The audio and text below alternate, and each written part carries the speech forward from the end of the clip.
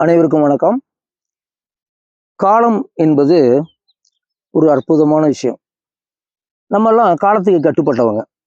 காலத்துனா 8 மணிக்கு எந்திரிக்கணும், 5 மணிக்கு எந்திரிக்கணும், 9 மணிக்கு தூங்கணும், வேலை இவ்வளோ நேரம் செய்யணும், இவ்வளோ நேரம் தூங்கணும். இதெல்லாம் நம்ம காலத்துக்கு கட்டுப்பட்டவர்கள். ஆனால் காலத்துக்கு கட்டுப்படுறோம். ஆனால் காலம் நமக்கு கட்டுப்பட்டுச்சுன்னா பெரிய மிராக்கிள். காலத்தை எப்படி நம்ம கட்டுப்பாடு கொண்டு வர்றது அப்படின்னா, ஒரு உதாரணம். கடவுள் பெயர்ல கால பைரவர்னு ஒருத்தர் வச்சிருக்காங்களா? ஏன் கால பைரவன் வச்சாங்க? அவரு காலத்துக்கு அதிபதி. எந்த காலம்? நிகழ்காலம், வருங்காலம், இறந்த காலம். இந்த 3 காலங்களுக்கும் அதிபதி யாரு? கால பைரவர். அப்ப கால பைரவரை வழிபட்டா நமக்கு என்ன கிடைக்கும்ன்றதுல நல்ல காலங்கள் கிடைக்கும். காலங்கள்னு என்ன? காலம் தெரியாதுதான் காலம். காலமாகி விட்டது எது? நீங்க வெறும் டைமை பார்த்தீங்கன்னா அந்த காலம் தீர்ந்து போய்விடும். திருப்பி உங்களுக்கு கிடைக்காது. அந்த நிகழ்காலத்தை நீங்க நல்லாவும் வச்சுக்கலாம். ஆனா பல நேரங்களில் நம்ம என்ன பண்றோம்? நிகழ்காலத்தை பூரா வருங்காலத்துக்கு கொண்டு போயிடுறோம், இல்லை எதிர்காலத்துக்கு கொண்டு போயிடுறோம். நிகழ்காலத்தை தவற விடுறோம். நம்ம நிகழ்காலத்தை கூட சொல்ல, காலத்தையே மறந்துடுங்க. காலத்தை மறந்தாதான் உங்களுடைய வாழ்க்கை சிறப்பாக இருக்கும். அப்ப காலத்தை எப்படி மறக்கிறது? வாட்சை தூக்கி போட்டலாமா? அப்படி இல்லை. ஒரு ஆணும் பெண்ணும், காதலும் காதலியும் அந்த வெயில்ல பீச்சில் நடந்து போறாங்க. அவங்களுக்கு என்ன தெரியல? வெயில் தெரியல. அவங்களுக்கு தூரம் தெரியல. அவங்களுக்கு பணம் தெரியல. எப்பெல்லாம் ஒரு ஆளுக்கு காலம், தூரம், பணம் இந்த 3 தெரியலையோ அது வாழ்க்கை. அப்ப இந்த காலத்தை நம்ம கட்டுப்பாட்டுக்கு வரணும்னா நம்ம காலத்துக்கு கட்டுப்படணும். இப்போ ஒரு ஆள் 5 மணிக்கு ஒரு கடையில மீட் பண்றோம்னா நம்ம 5 மணிக்கு போய் நிக்கணும்.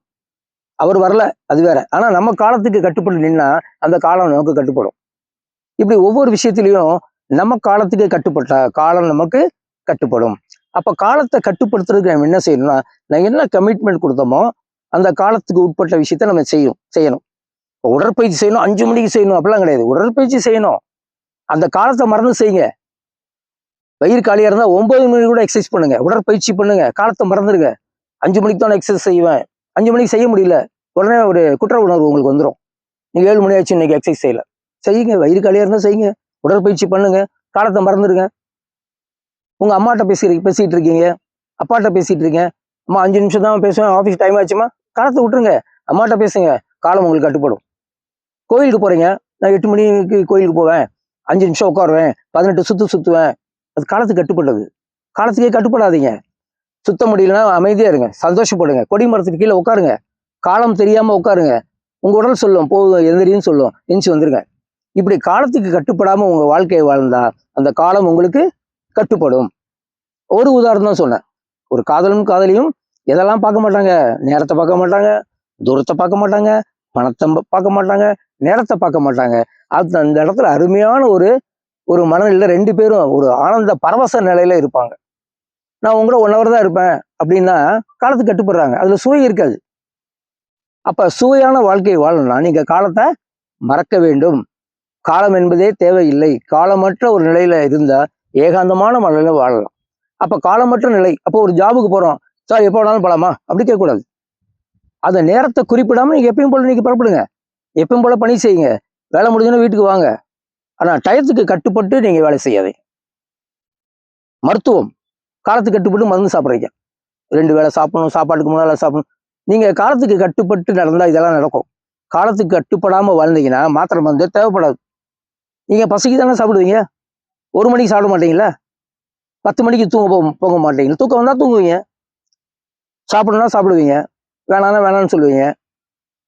அப்ப காலத்துக்கு கட்டுப்படாத பல விஷயங்கள் உங்களுடைய ஆன்மீக முன்னேற்றத்துக்கு பயன்படும், உடல் ஆரோக்கியத்துக்கு பயன்படும், சமுதாய முன்னேற்றத்துக்கு பயன்படும். உங்களுடைய உதாரணம் பிறருக்கு ஒரு முன்மாதிரியா இருந்து இந்த உலகமே காலமற்ற ஒரு நிலையில இயங்கும். காலமற்ற நிலையில உலகம் இயங்கும் பொழுது பல்வேறு சிறப்புகளும் அற்புதங்களும் நடக்கும்.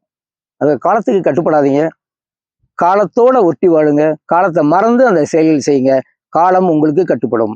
நீங்கள் தற்போதைய வாழ்க்கையில காலத்துக்கு நீங்க கட்டுப்படுறீங்க. நம்ம சொல்றது என்ன?